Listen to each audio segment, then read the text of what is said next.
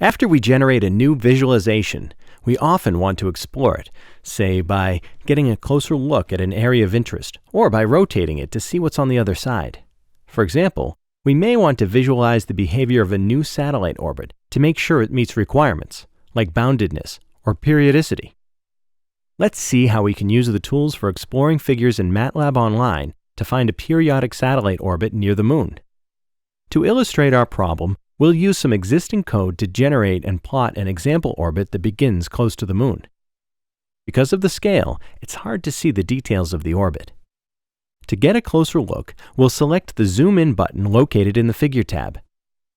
Now we can see that the satellite does circle the Moon several times, but its orbit is irregular. Even worse, it looks like the satellite is eventually pulled away from the Moon entirely. We can confirm this by using the pan control, which allows us to follow the trajectory while remaining at the same zoom level. It's clear that this is not the orbit we're looking for.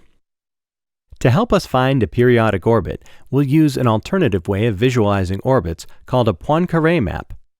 Let's open one that we've already created.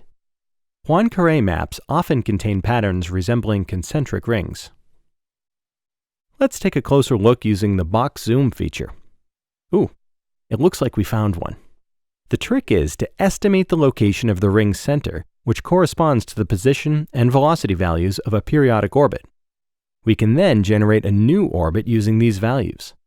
Well, that looks promising.